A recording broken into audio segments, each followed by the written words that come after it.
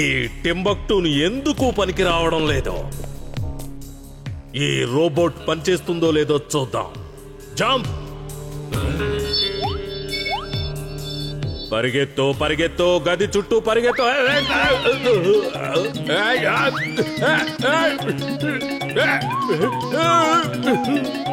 ఆగు! Very good. ఇప్పుడు నేను చూస్తాను ఇది మనిషిలాగా ఆలోచించగలదా లేదా అనేది.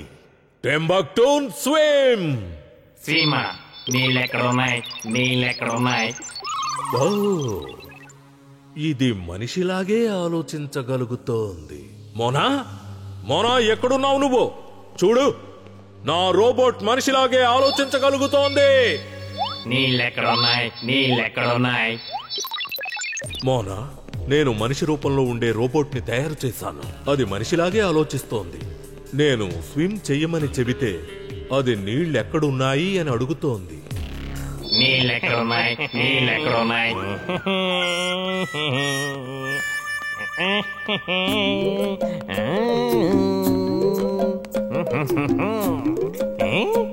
Good morning boss. చూడు చూడు మోనా, నాకు గుడ్ మార్నింగ్ కూడా చెబుతోంది. గుడ్ మార్నింగ్ కూడా చెబుతోంది మోనా. బాస్, మీరు genius, super duper genius. Meow. తను చెప్పింది కరెక్ట్ బాస్, తను చెప్పింది కరెక్ట్.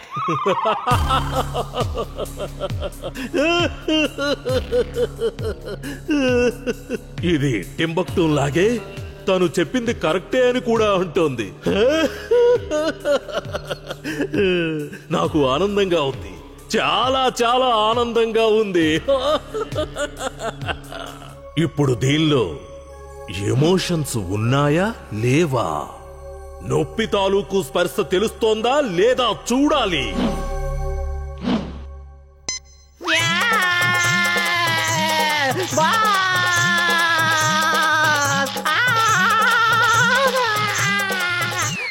దీనికి నొప్పి కూడా తెలుస్తోంది. ఇది మనిషి రూపంలో ఉండే రోబోట్ బాగా పనిచేసింది.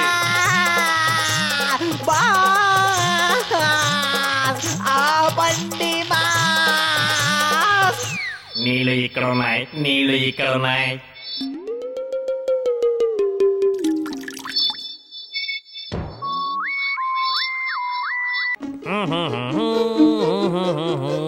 Good morning boss. ఉదయాన్నే నీ మొహం చూశాక ఇంకా గుడ్ మార్నింగ్ ఏంటి? అంతా బ్యాడ్ మార్నింగే. ఎలాంటి వార్త మోసుకొచ్చావు? బాస్, ఫుర్సత్ గంజ్ కి ఫాల్తూ గంజ్ కి మధ్య ఫుట్బాల్ మ్యాచ్ జరుగుతోంది. ఈ మ్యాచ్ ప్రతి సంవత్సరం జరుగుతుంది.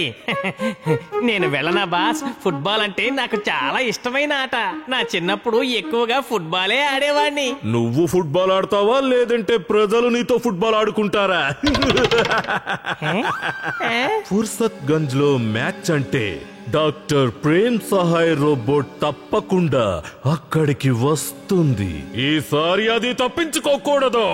సారీ బాస్, నేను ప్రయత్నిస్తాను, కానీ నేను దాన్ని పట్టుకోవడంలో ప్రతిసారి ఫెయిల్ అవుతూనే ఉన్నాను.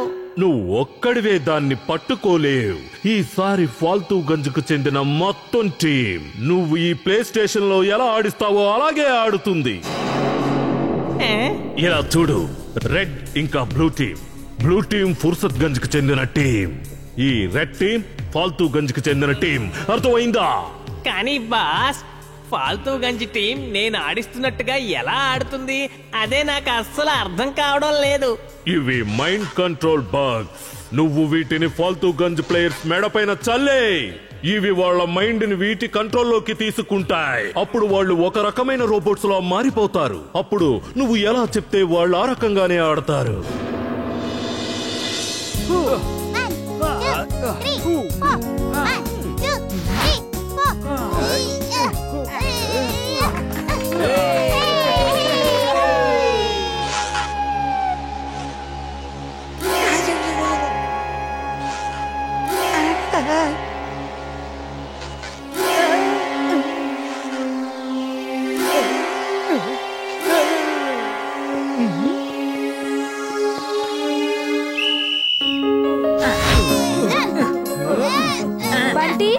నేను వీరు కూడా ఆడతాం ప్లీజ్. ఫుట్బాల్ ఆడడం అంటే నాకు చాలా చాలా ఇష్టం.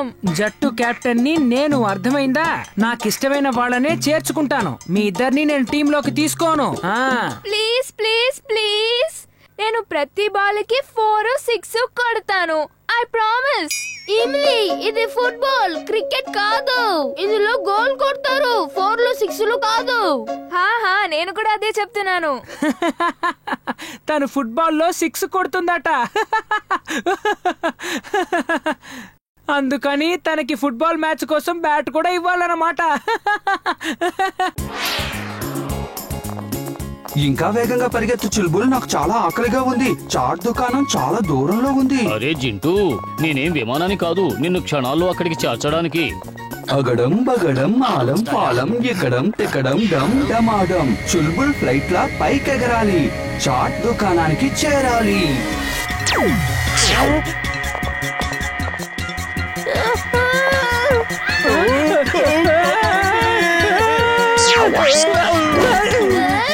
జింటూ, ఏం చేస్తున్నావు? నేను ఎగురుతున్నాను, నేను విమానాన్ని అయిపోయాను. నాన్నగారు, వాళ్ళు ఏం చేస్తున్నారో చూస్తున్నారుగా? చూస్తూనే ఉన్నాను, కానీ ఇది నమ్మలేకపోతున్నాను. జింటూ, మళ్ళీ విమానాన్ని త్వరగా ల్యాండ్ చేసేయ్. ఎవరైనా చూస్తే ఏం చెప్తావు? ఇప్పుడే చేసేస్తాను చిట్కేసి.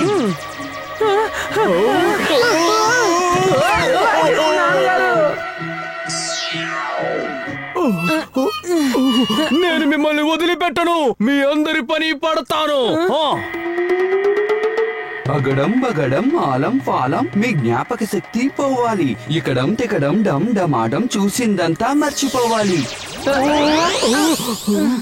అసలు మనం ఇక్కడికి ఎందుకు వచ్చాం? అసలు మన ఇద్దరం ఏం చేస్తున్నాం?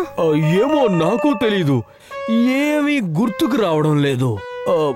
పద, మనం ఇంటికి వెళ్దాం. మ్యాడ్ మ్యాక్స్ కోపం వచ్చింది, చాలా చాలా కోపం వచ్చింది. టింబక్టూన్, ఓ విషయం చెప్పు. ఏదైనా వస్తువు పాడైందనుకో, అప్పుడు ఏం చెయ్యాలి? దాన్ని పాత సామాన్ల దుకాణానికి పంపించేయాలి బాస్. మంచి ఐడియా, మంచి ఐడియా చెప్పావు టింబక్టూన్. మొదటిసారిగా పనికొచ్చే మాట చెప్పావు. దానికన్నా ఒక మంచి ఐడియా ఉంది బాస్. ఆ పాడైన వస్తువుని ఒక రాకెట్ కి కట్టేసి ఆకాశంలోకి వదిలేయాలి. అప్పటిక దానికి నామరూపాలు లేకుండా పోతాయి.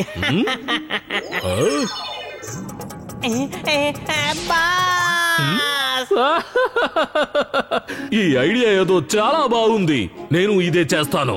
నువ్వు వెళ్ళి ఒక రాకెట్ తీసుకురా, నేను నిన్ను ఆ రాకెట్ కి కట్టేసి ఆకాశంలోకి వదిలేస్తాను.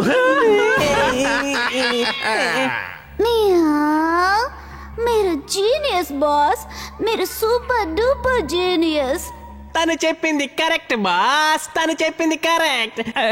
కానీ బాస్, బాస్ నన్నెందుకు బాస్? నేను మీకోసం వశీకరణం చేసే వ్యక్తిని తీసుకొచ్చాను. అతను వీరిని వశం చేసుకుని ఇక్కడికి తీసుకొస్తాడు బాస్. ఇదిగో చూడు నా తమాషా.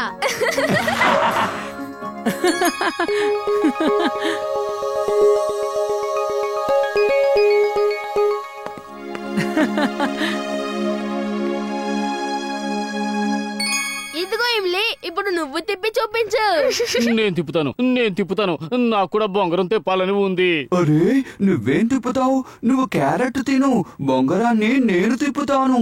చాలే, నువ్వే ఒక పెద్ద బొంగరంలా ఉన్నావు. నువ్వు ఈ బొంగరాన్ని తిప్పలేవు.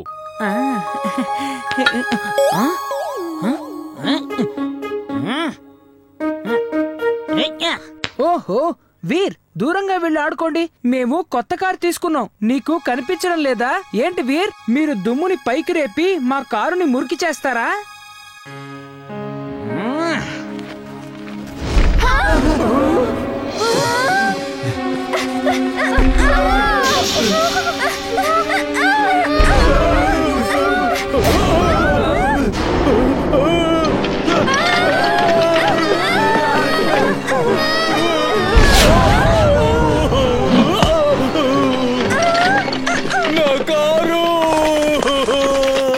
అంకుల్, అవి షూటింగ్ స్టార్. స్టార్స్ చూస్తుంటే ఏ ఉల్కో పడుతున్నట్టుంది. త్వరగా ఇంట్లోకి వెళ్ళిపోండి, లేకపోతే దెబ్బలు తగులుతాయి.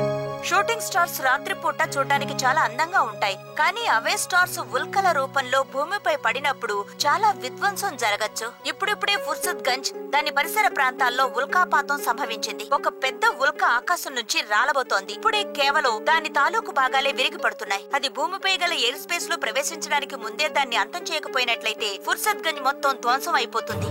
ప్రభుత్వం ఆ ఉల్కని అంతం చేయడానికి శతఘ్నులను ఫైర్ చేస్తోంది. ఆ ఉల్క ధ్వంసం అయిపోతే ఫుర్సత్ గంజ్ కి ఎలాంటి ముప్పు వాటిల్లదని విశ్వసించబడుతోంది. శతఘ్నులు ఇంతవరకు ఎలాంటి ప్రభావాన్ని చూపలేకపోయాయి. ఎలాగైనా ఆ ఫుర్సత్ గంజ్ ని కాపాడి తీరాలి. రోబోబాయ్ నువ్వెక్కడున్నావు? ఇప్పుడు నువ్వే ఈ ఫుర్సత్ గంజ్ ని కాపాడగలవు. రోబోబాయ్ నువ్వు వింటున్నావా?